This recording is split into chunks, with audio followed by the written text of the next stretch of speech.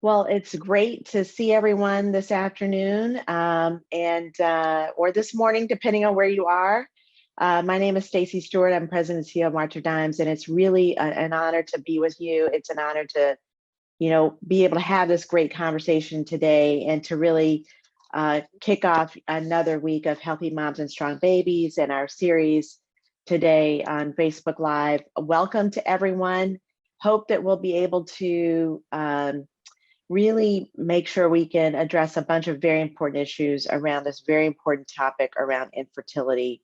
As usual, we delve into lots of different issues that affect pregnant people, new parents, babies, and families. And we're just honored that we're going to be touching on a topic that we should be spending so much more time on, given how many people it affects in this country and around the world. I want to first start by saying today's webinar is supported by Cigna and by EMD Serrano, and we are so thankful for their support and so grateful that they are helping us to continue this really important series to reach more and more families and individuals. Again, today is a topic that does affect many people, many families. We're going to have honest conversations about infertility.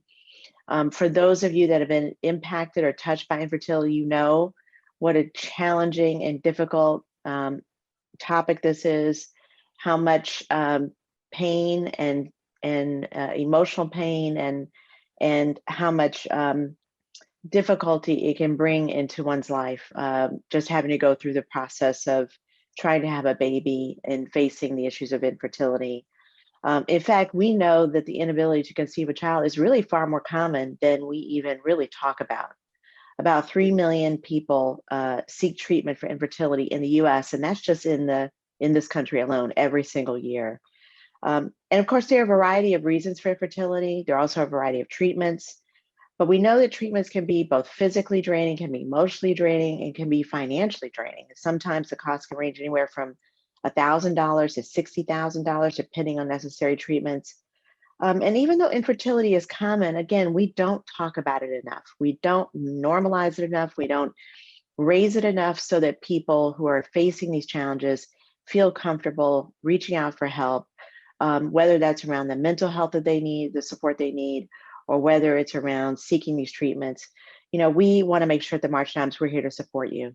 That at the March Dimes, you know that if you have a baby or trying to have a baby, a big part of our mission is to make sure that every family has the support they need to have a baby and give that baby the best start possible.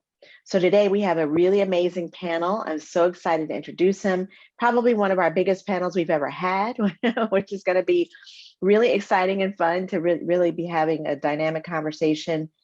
We do want to make sure that we empower all of you all that are listening, that are part of this, and getting the information that you need as you are continuing on your family building journey. We want to make sure that we raise awareness around the issues, maybe the myths and maybe the misconceptions of infertility, so that we can have a breakthrough and help many more people.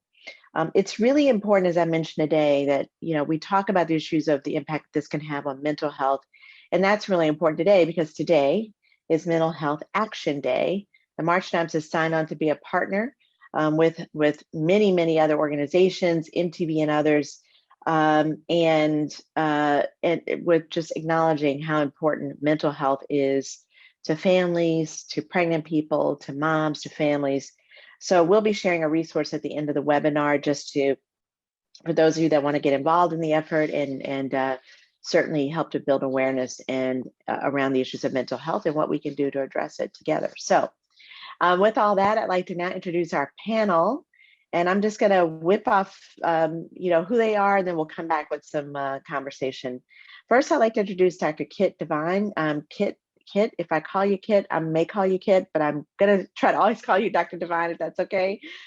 She is the president, co-owner of Endocrine Associates, which is a reproductive center in Louisville, Kentucky. She has a doctorate in nursing and practices as a women's health nurse practitioner. She has been treating and spent a good deal of her career treating patients with infertility. She's a fellow of the American Association of Nurse Practitioners. She's a recipient of the National Smart Art Research Award. She is really a well-recognized nurse practitioner and an expert in this space of infertility. She also serves as adjunct faculty for graduate nursing students at Bellarmine University and Frontier Nursing University. So, Dr. Devine, we're so happy to have you. Next is Erica and Joe, our Erica and Joe Solaski. Erica and Joe, we are so grateful that you are here with us. Erica and Joe are expectant parents who've faced a 2-year journey of infertility treatments. They're thankfully and gratefully and in such an amazing way expecting their first child in August. Joe is an executive at NASCAR. He and Erica is an attorney. They both are veterans. Thank you for your service. Absolutely, we appreciate you.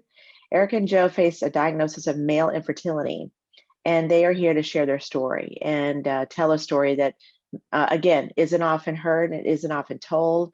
And hopefully their story will help many families who are really suffering silently on their fertility journey, and talk about the challenging path that they've had, but the brighter days that are right with them now and in the future. So Eric and Joe, we'll be pleased to hear from you in just a bit. Thanks for joining. Kelsey is our frequent guest. She's going to get a frequent guest award. We're going to have to start that program pretty soon. She's awesome. She's an author. She's a television personality. She's a fan favorite on Food Network, where she is the star of the series Food Network Star, and she's hosted shows on the cooking channel, as well as published several cookbooks. Maybe we should start a little program where one lucky winner gets to enjoy dinner at Kelsey's house. We should probably do that. I certainly will want to do that. But Kelsey has an amazing story too. Kelsey and her husband Robbie used surrogacy to build their family following the premature birth of 2 sons. And Kelsey is a March Adams mission mom. We are so grateful for her. When we call on her, she always responds, and she's always willing to share her experience with everyone. And so we're grateful, Kelsey, that you're joining today. Allison, Baxter Catharino, is with our partner bringing this series today to you. She is the head of U.S. Medical Affairs, Fertility, and Endocrinology at EMD Serrano. And EMD Serrano has been a fantastic partner in the March of Dimes. She's got great experience with direct patient care and in vitro fertilization as an embryologist, and has provided her insight into many of the struggles that many couples are facing around infertility, and has certainly given a lot of support to many families. She has a doctorate degree in health education. She's published her thesis on fertility nursing education. Her work has been highlighted at the 2021 American Society of Reproductive Medicine Conference. She's just been an amazing part of the March of Dimes work, and we have become a better organization because of our partnership with EMD Serrano. So Allison, thanks for joining as well. Next is Barbara Calora. Barbara is the president and CEO of Resolve, with the National Infertility Association. She's a nationally recognized expert on infertility and has worked with the World Health Organization on the issues of infertility and clinical guidelines around infertility. She's an expert on public policy issues. She's been on television and all kinds of networks to talk about the issue of infertility. Shows like Today's Show, MSNBC, Fox and Friends, and Nightline. She has received a Distinguished Service Award from the American Society of Reproductive Medicine. She's totally passionate, and her organization Resolve is completely focused on how to address this issue of infertility and help more families as well. And then last, but certainly not least, is Dr. Jason Griffith from Texas. He's a reproductive endocrinologist and the practice director for the Houston Fertility Institute. He went to Texas A&M University and completed his medical degree and residency in OBGYN, as well as his fellowship in reproductive endocrinology at the University of Texas Health Science Center in San Antonio. He's been recognized twice with the Arnold Gold Humanism in Medicine Award by the American Society for Reproductive Medicine. He also is on the board of Resolve. So I told Barbara Resolve was really well represented today. We're excited about that. And certainly, Dr. Griffith, we're so pleased that you are here, and we're pleased that all of you are here, and we're looking forward to a fantastic conversation. So please, if you're listening on Facebook, don't forget to chat in or type in your questions on Facebook, because what I will do is I'll be getting those questions. I can take those questions, I can pose them on your behalf. We want to try to get as many questions answered as possible. So please, please, please make use of that, of the chat and Facebook.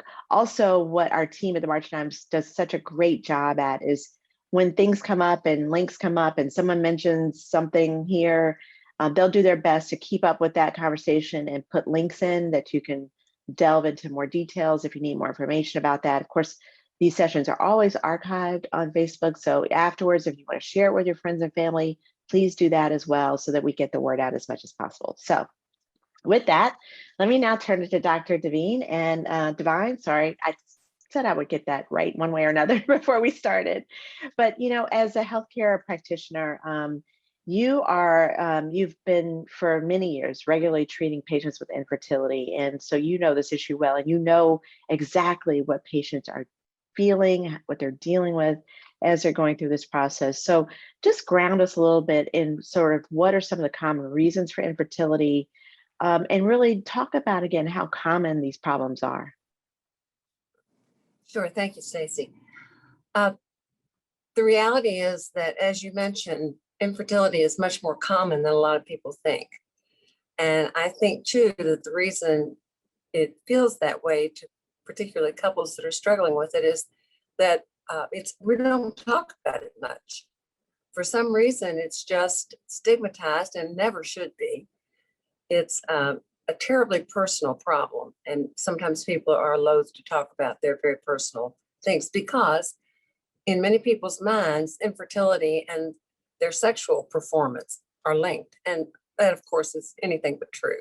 It's completely untrue. Infertility is not a sexual problem. It's a medical problem. And it is always undergirded with some type of medical issue. They vary. About a third of the problems are female related, about a third are male related, and about a third really have no explanation. They're what we call unexplained infertility, or they're combinations of both couples' factors. And I think in our areas, over the last couple, well, probably 10 years, we've seen a lot more combined factor. Couples will come in with what's known to be, let's say, an ovulation problem. But the reality is, as we run through and elevate the evaluation of them, we find that there are factors on both sides. Mm.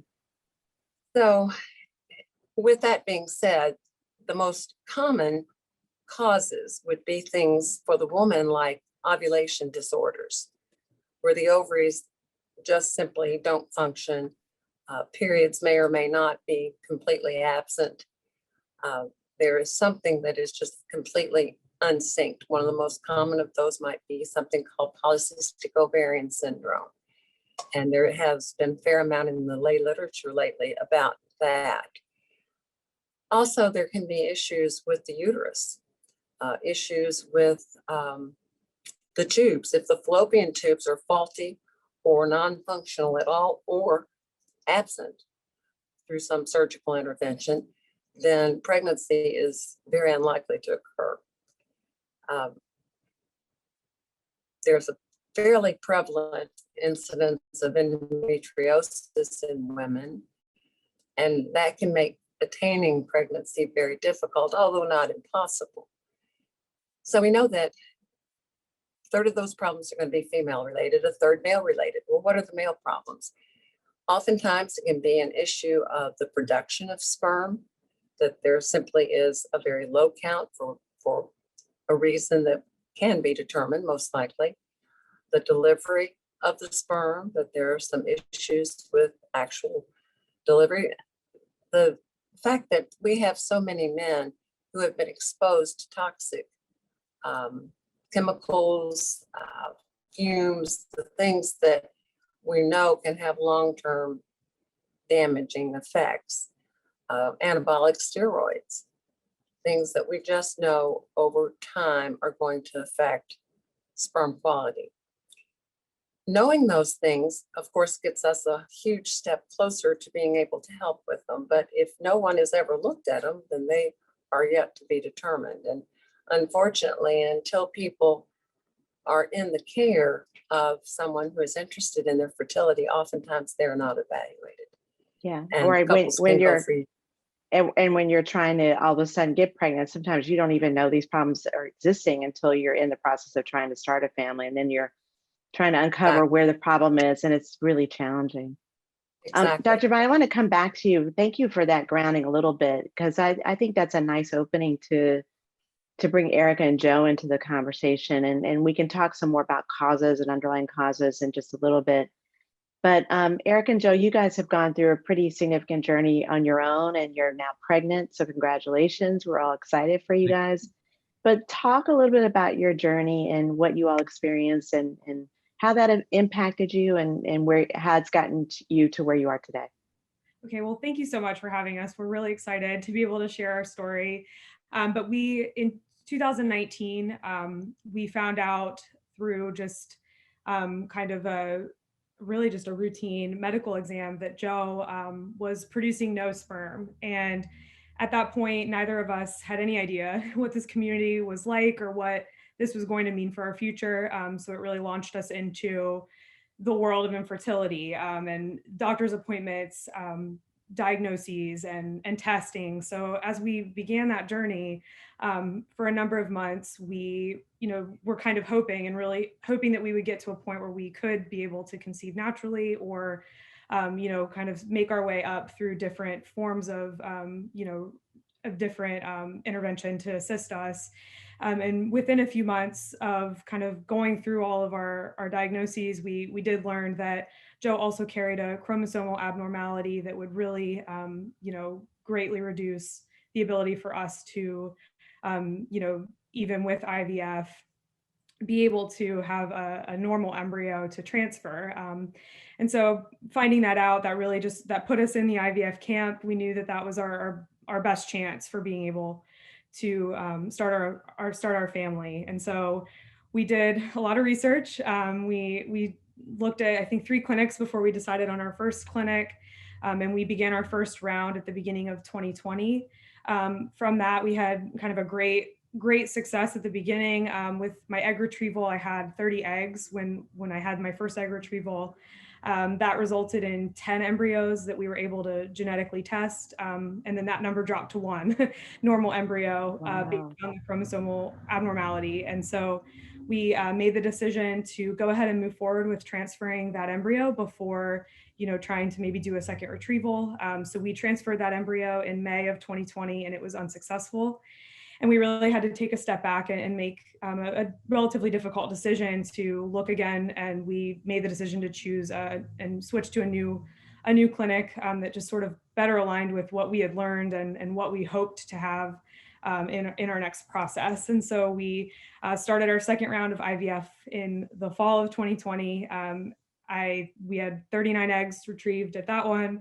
And then again, down to 10 embryos for testing. But in this instance, we had 5 that were genetically normal. And we transferred our first embryo in November, which was our first pregnancy. So we are 29 weeks pregnant and due in August, and really excited. Wow. And you did all this during the pandemic. It was a lot of Oh my God. True quarantining. Yeah. Yeah. Well, what other better things did you have to do while you were quarantining at home, trying to go through that journey? Boy, that is something else. But just a quick question, because I want to turn it to Kelsey. But it must have been difficult to do it during a pandemic, because some of the clinics must have been shut down for a period of time. And did that interfere with your ability to even get involved with one clinic and then switch to another in that process? Yeah, definitely. I mean, there was different times where there were clinics that weren't accepting new patients. They were allowing patients who were already under treatment to continue. Then there was the added complication of not allowing partners into clinics as well. So where we went through our first transfer, I was able to be with Erica for most of the treatments, which was a great comfort for both of us. There were times where I would have to wait in the car for a few hours while she was going through those invasive and long treatments. So that definitely complicated things a little bit. But ultimately, we were really happy to find the clinic that we ended up with. Yeah. That's great.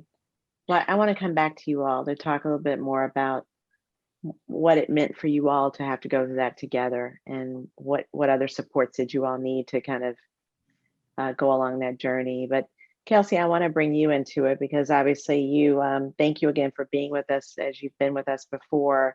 And you have an 8-year-old Oliver who was born at 28 weeks. And then 3 years later, you had a second son, Leo, right? Who was born at 25 weeks and sadly did not survive. But you've gone on to have more children, and you have had quite your journey with surrogacy as well. So talk a little about what you've got the most interesting and dynamic childhood journey, baby journey, pregnancy journey of just anyone that I've probably ever known. So tell us a little bit about what that's looked like and what that's meant for you.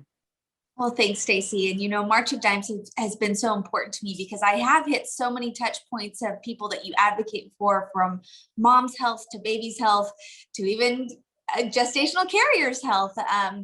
It has been quite the road for us, but from where I'm standing now, it's been a really beautiful road of building a family, as challenging as it has been.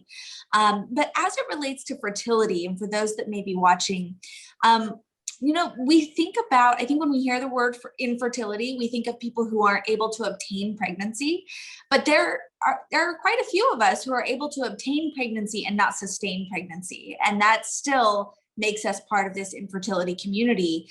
I remember sitting in the room of my infertility clinic and looking around and thinking, wait, I can get pregnant. Why am I here?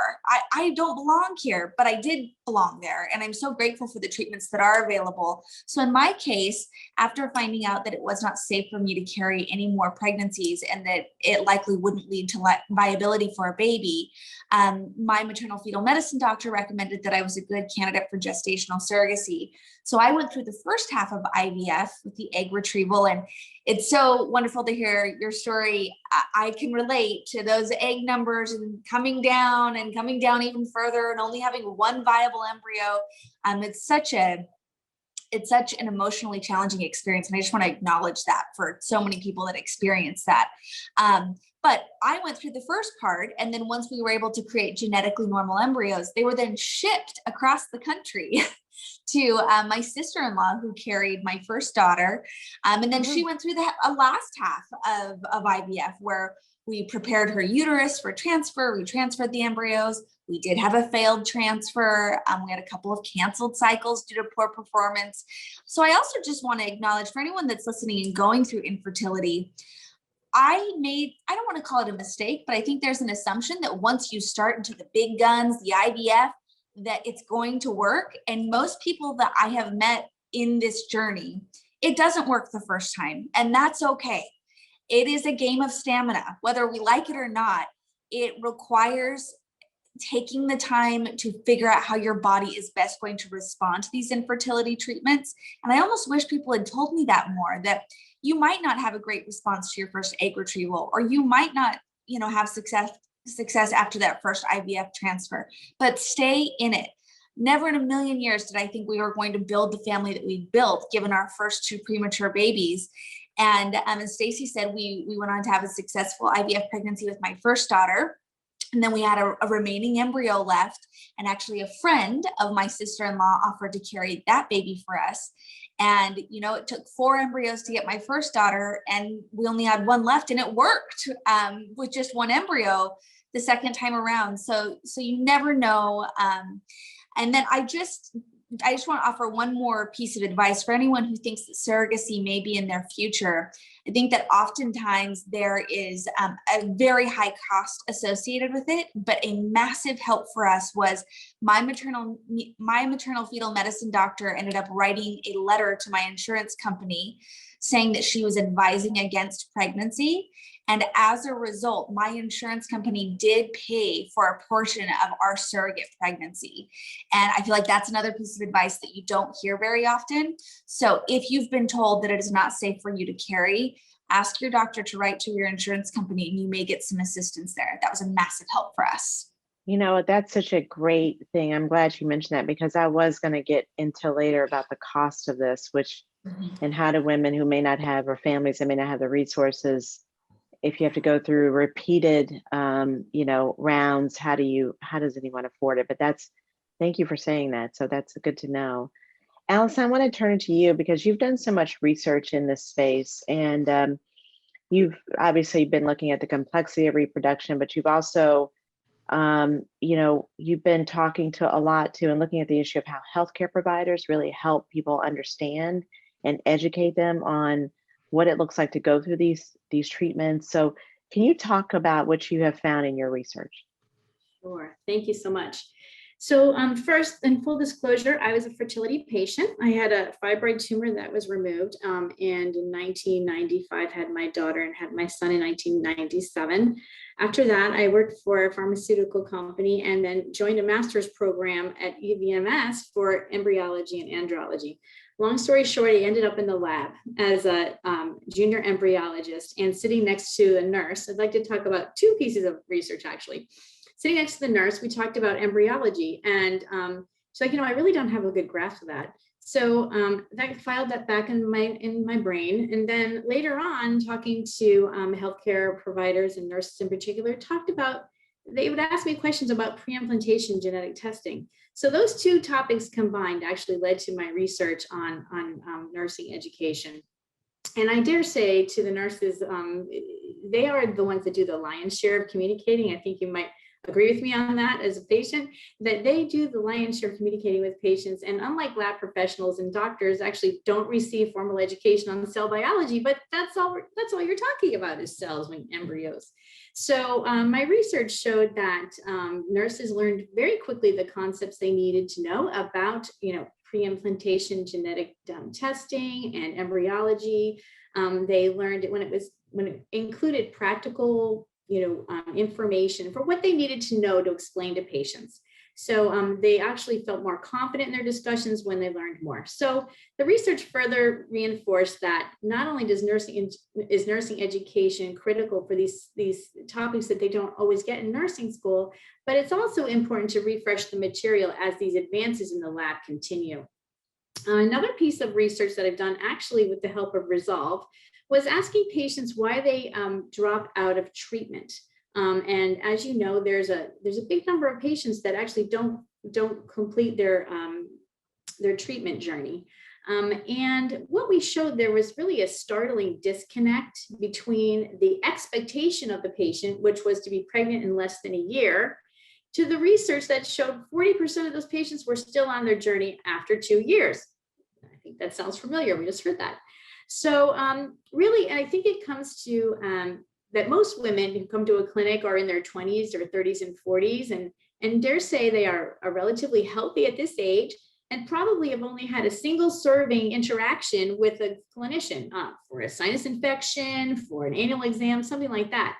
But really, fertility treatment is not a single serving interaction. It is really, and I think managing patient expectations from about the time spent in diagnosing and then the treatment of infertility may help, may go a long way in helping patients navigate this journey and ease the treatment burden, which is high, and also to have patients understand that this is not just going to be a one-time and done kind of experience.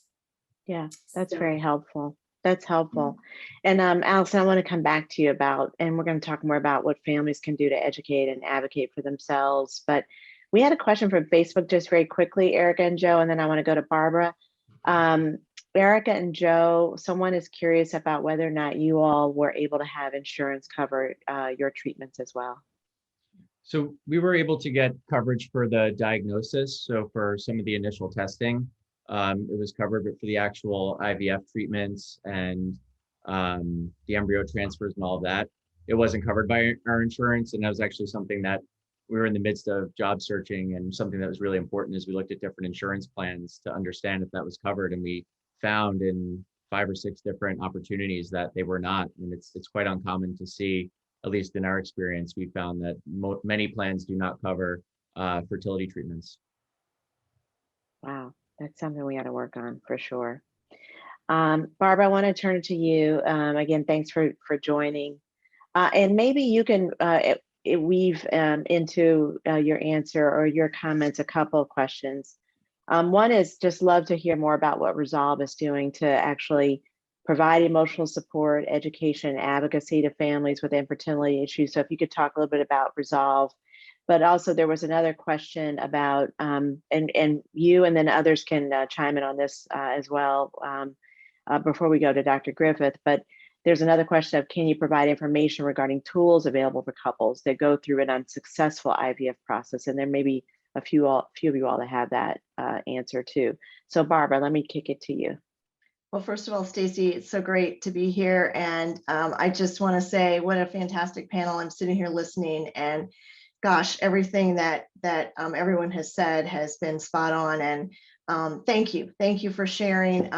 Kelsey, Erica, and Joe, it's not easy to share your story. So we are very grateful for that and appreciate that. So Resolve, the National Infertility Association, is a nonprofit patient advocacy organization, believe it or not, started in 1974. The first IVF in the United States wasn't even until 1981. So we're an organization that has support groups all over the country. We have a huge online support community. We have a fantastic website with content and educational information.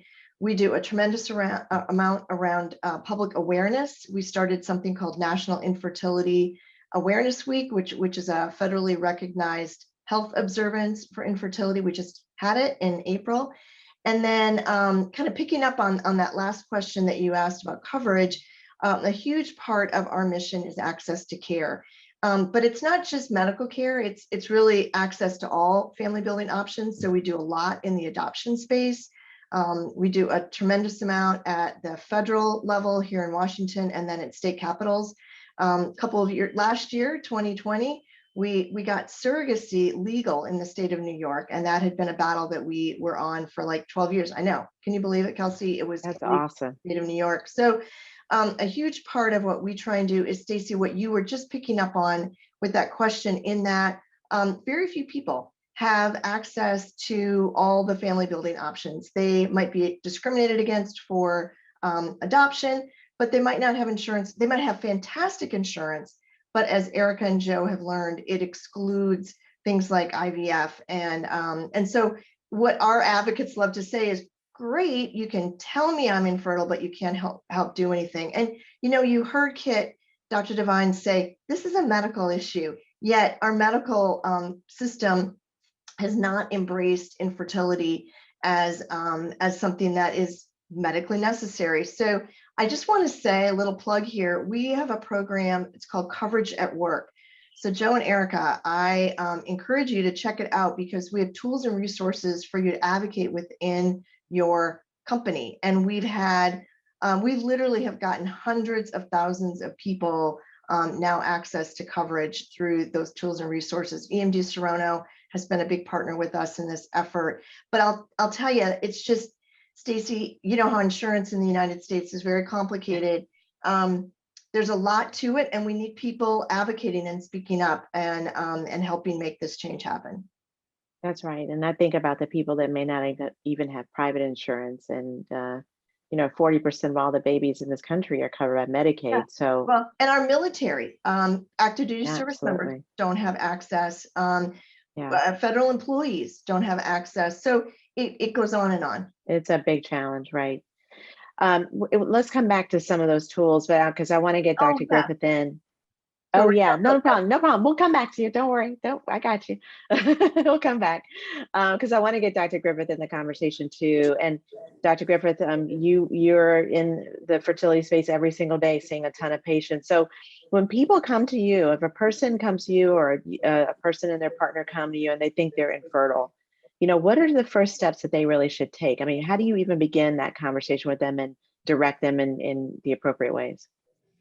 So thank you for having me on, Stacey. I really appreciate the opportunity to be here with the other panelists as well. So when someone's facing infertility, the important thing sometimes is to recognize that and when to seek help. And some usual guidelines are, if a woman is 35 or older, if they've had 6 months where they haven't conceived, they should really seek evaluation. A guideline for women under 35 is a year. but some important caveats with that. So like Dr. Devine mentioned, ovulation can be a problem. So if a woman's not having regular cycles, waiting 6 months to a year is likely going to be wasted time. She mentioned endometriosis in this space. If a woman's having painful cycles, pain with intercourse, something that suggests they may have endometriosis, waiting that time may not be, to their advantage. If a male has a history of testicular trauma or surgery, waiting that time, may be some time lost. And when folks actually present, the first thing we do is review their history. There may be some things that they've been doing that may not be the most opportune time for them to conceive, not knowing where the fertile window is and those kinds of things. And after their history is reviewed, we then seek to do an evaluation that would identify some of those things Dr. Devine mentioned: problems with tubes, problems with ovulation, problems with sperm production. And really the fertility evaluation centers on 3 elements. What's happening with the ovary? And that's 2 parts. Is a woman ovulating regularly? And what is her ovarian reserve? How many eggs do we have in stock? Because there is a set number. The other component is, do we have adequate numbers of competent sperm? So doing a semen analysis to see what sperm production is to get a guide. Could there be an issue on the male side? And the last thing is the female reproductive tract a hospitable place for conception to occur?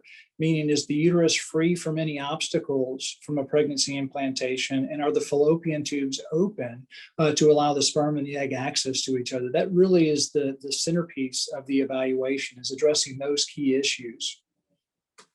It sounds like if a couple, say if Erica and Joe showed up in your office for the first time, it might take, there may be some things you could eliminate first off and say, well, let's try to deal with an issue that may be kind of obvious if there's an obvious medical issue. But when it's not quite obvious or clear at the outset, it could take a while to actually ascertain where the problem is, or how to even get to some sort of solution or what the options are. Is that correct? I mean, it's not like an automatic thing to know how to diagnose what the issue is, right? Well, as it's been alluded to before, this typically isn't a one-visit process where you come see me and then you walk out pregnant. This is a process where we do have to figure out what's going on. We wish you were I like know, that. we wish we were that good. Yeah. But usually the evaluation, if done sequentially and kind of, in a logical fashion, can be usually accomplished within 1 to 2 menstrual cycle time length to figure out, is someone ovulating, what their ovarian reserve is, assess their, the female reproductive tract, and then assess sperm production. Typically within 1 to 2 menstrual cycles, we can have an answer as to what's going on. Wow. But it's a big time commitment. It can be emotionally draining. So I want to come back to sort of, what do you think, especially, Kelsey and Eric and Joe, maybe start with you, but then have the experts sort of chime in as well. As you were going through your own journey, what were some of the things that really just helped you on a daily basis? I mean, obviously you had to go through all the medical sides of things, but were there other things that you relied on, groups or information or people that you relied on to kind of help support you through the journey? Kelsey, do you want to go first? Sure. I would say the thing that best helped me were identifying friends, family members, people within my social circle who had been through some sort of infertility journey. It's really tough to relate when you haven't been through it. And that's why programs like Resolve are so important to provide those resources and connect people in case you don't have anyone close to you that's been through it. But that was certainly the best support for me, was finding people who had walked in my shoes in some way, shape, or form. I will say that I think that being proactive, like after being told that I couldn't carry in a safe manner, working towards booking the appointments at the fertility clinic and having those things on the calendar made me feel like I was doing something towards growing my family. And that was good for my mental state as well. But yeah, I would say identifying, and it doesn't need to be a large group, even if it's just one person that will unconditionally support you, and however long your journey may be, having that person was really critical for me. Absolutely. Eric and Stacey? Joe? Yeah, I'll come to you, Dr. Devine. Let me ask Eric and Joe what you relied on. Sure. So honestly, it took me being comfortable with my own diagnosis first and a lot of the guilt that came with it. So from a relationship perspective, since this was a male factor diagnosis, I felt a ton of guilt that we couldn't have a baby because of this diagnosis. And that took a while to get over, and probably compounded over time as Erica was going through more and more painful, invasive processes, and really didn't get over it until we were actually pregnant. So once I was able to kind of cope with that on my own, it took a lot to, as a man, I think, speak to other men about this. And I first went to kind of my trusted small group of friends and family, and it took a long time to get to this point where I brought it up to them. And once I did that, I was completely surprised. There was one or two offs where I just didn't get a reaction, but and I shared this with a very small group, maybe less than 10 people, there were probably 4 or 5 out of that group who went through almost the exact same situation or were in the same situation as we were, and we didn't even know about it. And it just built our relationships even stronger to have a trusted friend and source to come to. So that was just tremendously huge. And in our most recent, at our current fertility clinic, they had a men's support group. So there were about 5 or 6 men Oh, that's great. per week who went to these clinics once a month, and it was super helpful. I mean, there were men in that group who were going through this for 14 years and never shared with a single soul, family member or friend, about their diagnosis and about the situation their family was going with, other than this small group over Zoom. So it took a long time for me, and I still was very kind of reticent to talk about it with anyone. But those who I shared it with, once I did talk about it, I realized that it was a much more common issue than I thought. Yeah, well, thank you for having the courage to come out, and so glad you got connected with others. And it does take, I think, a special kind of courage. I think, especially for men, to talk about it openly. But I can just imagine how many people you're helping, just even who will hear this today. So thank you for that, Dr. Devine. Please chime in. I just wanted to mention that I've had a number of patients who have discovered technology does a lot of good things for us now, but they have found groups online that they obviously didn't know before, but they shared their infertility stories, and that's been a source of tremendous support. And I suspect Barbara's got some of those resources at her fingertips. Sometimes the things that emerge from that and from the blogs are not necessarily exactly what we think are medically advisable for this particular person. But that just opens up an opportunity to talk about it more and to talk about why. So I think if you don't have, or if a patient doesn't have somebody in her immediate circle with whom she can share, there are other avenues for that. And I think that has eliminated a lot of the loneliness and isolation that can go along with it. Yeah. Barbara, did you want to chime in? Well, this is what you're hearing is that, first of all, a lot of people are going through this and they're not sharing it. I mean, look at Kelsey and Joe. They share it and they find out, wow, there are other people going through this. There's huge power in connecting with others, whether it's a stranger across the country, as Dr. Devine is saying, through a Zoom call, or whether it's a dear friend. There's such power in that. And I can't stress enough that this is a tough journey, and doing it alone may sound very empowering, but it is lonely, and it can lead to a lot of mental health issues. And really, we want you to get through your journey in a very good, healthy state of mind. You talked about this being, mental health awareness, and that's so critically important. We have medical professionals on, but the infertility journey, the family building journey, has a huge emotional component.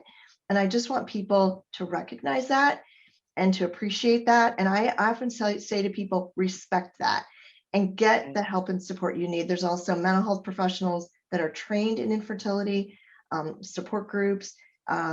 Get connected. And Allison, talk about what you think parents and families can do to really educate and advocate for themselves. I mean, obviously there's a I guess one of the biggest things, observations I have is that the powerlessness that women and men partners must face through this has got to be one of the most straining things. You're going through a process that there are parts of it you can control and parts of it you can't.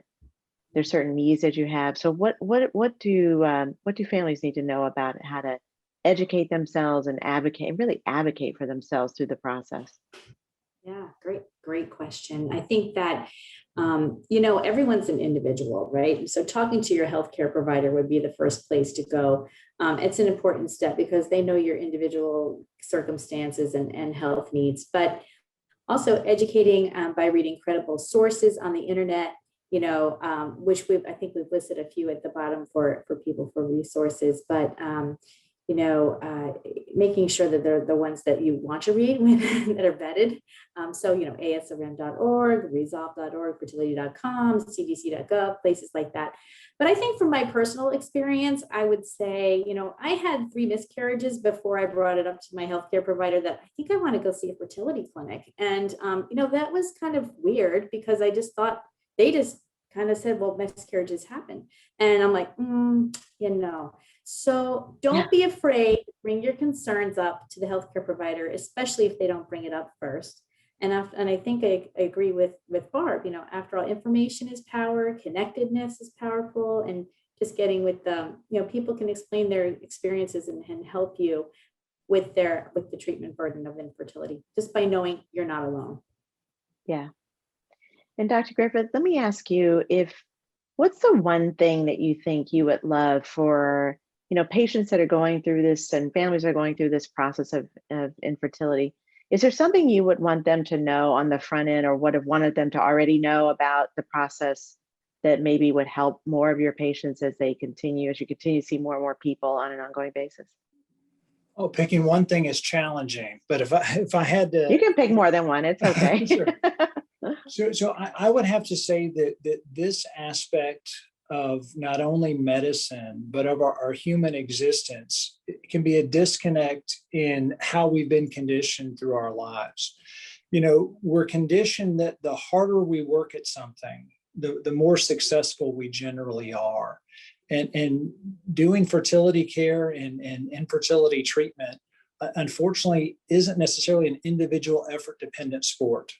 You need that support from your family, your friends, your healthcare team.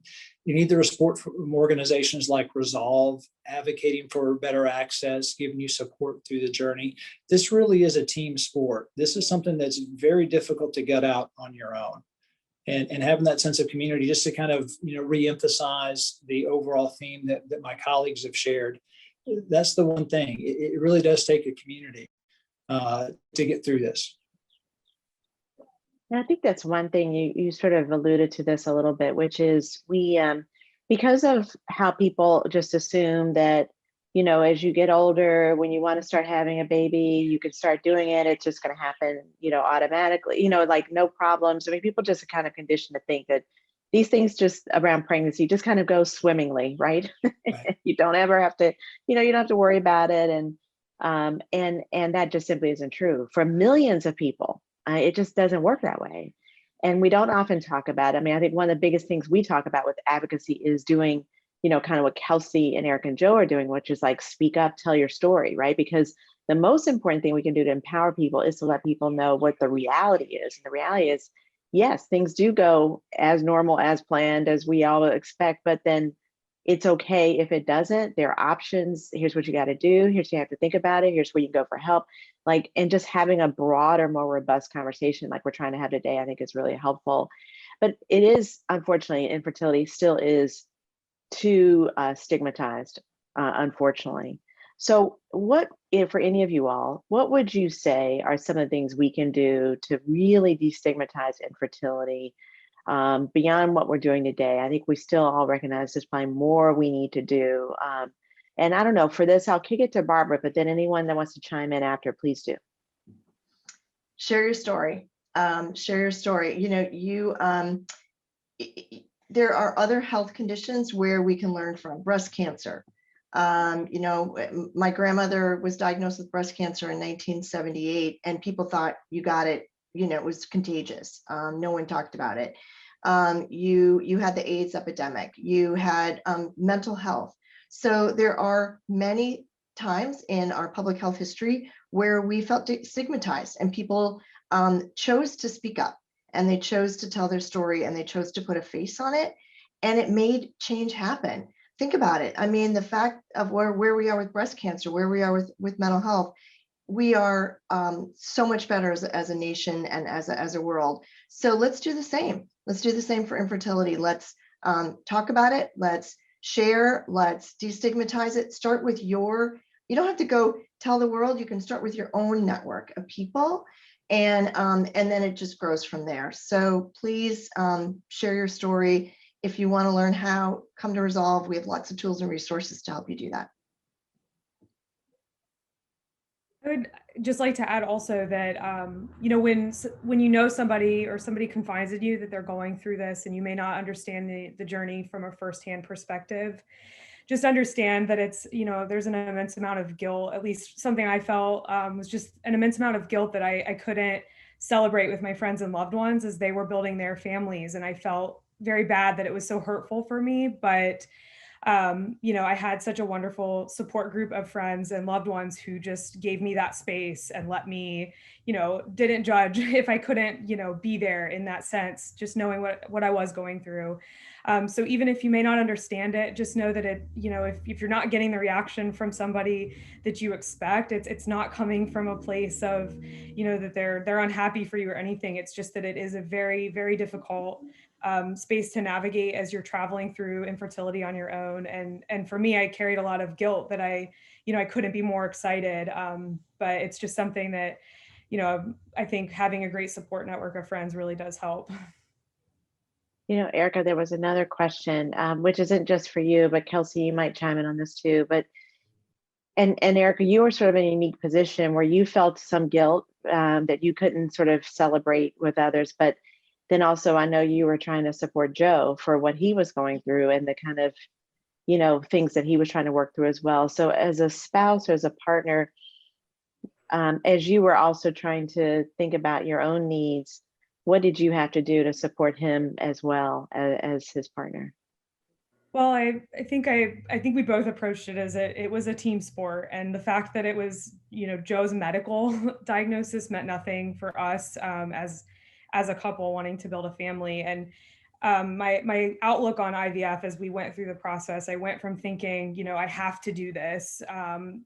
This is our only option. I have to do this for us and for our family, to thinking I get to do this. I get to be the one to carry this, and potentially, us will have success because I am able to, and we're able to do this. So really kind of reiterating to Joe that for me, it wasn't assigning any blame or guilt. It was that, I got to do this for our family and to grow our family and try to support him, but also understand that he was going through a lot on his own, and just try to respect that I would feel the same way, I think, if it were me. So yeah, absolutely. But the way you said about it being a team sport, I think really does help, that you were both in it together, which is helpful. Kelsey, what kind of support did you have from a partner or spouse, and what did it mean to you? Yeah, so my situation was somewhat flip-flopped, where there wasn't any medical issue with my husband, but it was my body where I felt guilt in a different way that I couldn't do, or maybe shame is a better word. My body wasn't doing what it was supposed to be doing, and it couldn't keep these babies safe. And when we got to the point where we were going through fertility treatments, at that point, all of the physical part of fertility was on me and our carrier. So it was me going to the monitoring appointments and me taking the hormones and the shots and things like that. And one thing that really helped was my husband at that point took over all of the logistics. So he was in charge of dealing with all of billing and all of the insurance things, so that I could just focus on getting through the physical side of things.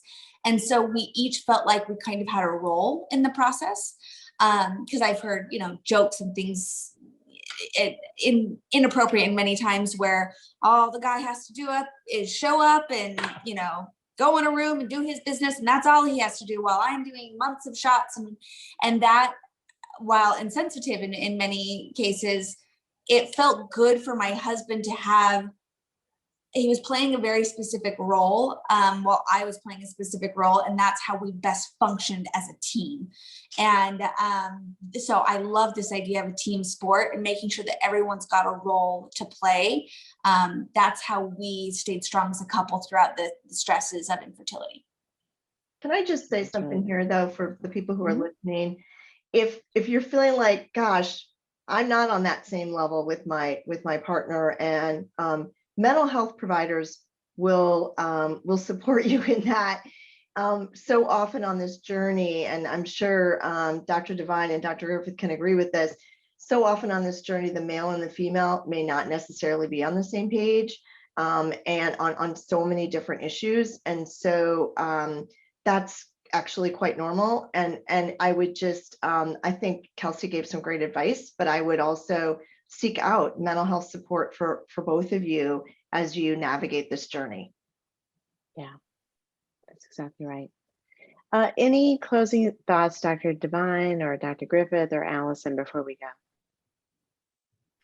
The only thing I would offer in addition, Stacey, this has been a marvelous panel, by the way, you've done a fabulous job, is I just have to put a plug in to those individuals who might be listening, who know that they're struggling, have not yet seen an infertility specialist. Don't delay, even if you're not being encouraged by your generalist or your gynecologist to come. If you know that you meet the criteria that Dr. Griffith illustrated for us, go find a center, do your research, find a place that looks appealing to you, and go get an opinion, because too often we see people who have never been encouraged to approach anyone else for care. And years have gone by.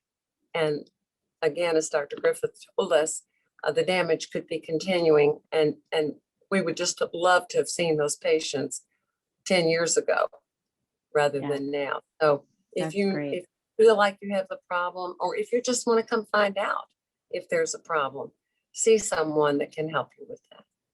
Absolutely. We just have about a 1 minute left. So any quick parting thoughts, Dr. Griffith and then Allison? So I think one of the big aspects is we have a lot of work left to do with access to care and coverage. So I encourage everyone to get involved, join the movement to improve access so we can have more success stories to share on our next panel.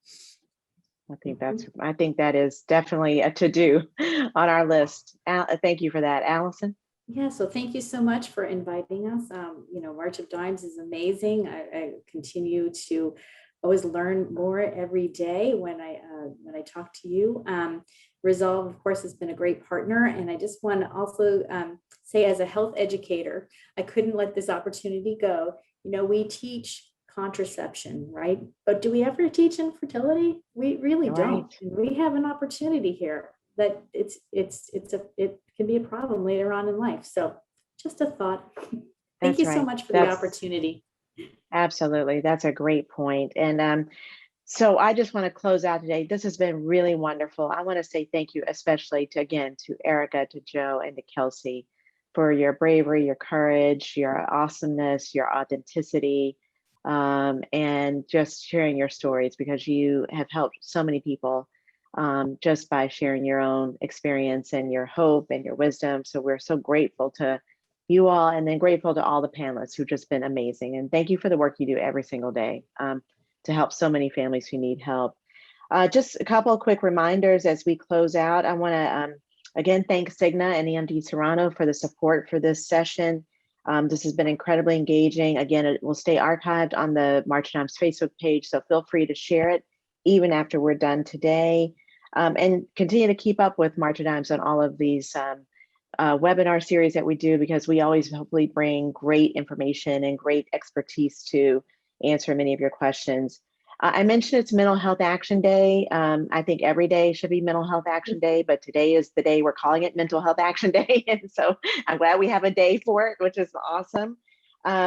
This is, again, an initiative by MTV And it's intended to raise awareness about mental health conditions. And we certainly have talked about the fact that infertility can absolutely be completely mentally taxing for families. And so check out the website that they've got, which is all about how do you build long-term resistance, how do you find a therapist, how do you get help.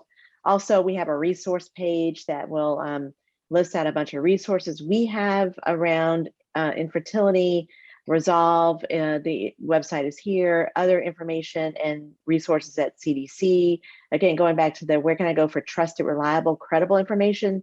This is it. So don't go searching everywhere on the internet. Start with this. If you can't get your questions answered, talk to some of the experts that are really in the know. But this is a great place to start if you want more information. Again, we mentioned Mental Health Action Day. There's a website at www.mentalhealthactionday.org. Again, go to that website today, take action, spread the word, make sure people know that we don't need to stigmatize any of these issues that so many millions of people are affected by, whether it's infertility, mental health challenges, all of these things deserve to be talked about so that we can all deal with it. And there's another website here, mentalhealthishealth.us, which might be helpful too. Last but not least, gotta go. But hey, guess what? We got March for Babies going on. And this year it's a mother of a movement. It's all about moms, all about babies. Look at that baby, look at that mom. Boy, we don't even know what their journey was, right? We need to talk to them and find out what they went through and what she has gone through to have that gorgeous little baby. But if you support more and more families being able to lift up their babies, healthy, strong babies, where moms and dads are healthy and strong themselves, then what you have to do is join March for Babies and join Mother of a Movement. It's not too late. You can be a part of our movement to support the health of every mom and every baby. And just go to marchforbabies.org and sign up, join us, be an advocate, and help build awareness around these issues around maternal and infant health. So with that, I'm going to bring it to a close. Thank you to all of our panelists again. Thank you again to Cigna and EMD Serrano. We're so grateful you all were here. And we'll look forward to the next session of Healthy Moms, Strong Babies. Thanks a lot. Take care, everybody. Thank you. Bye-bye. Thank you.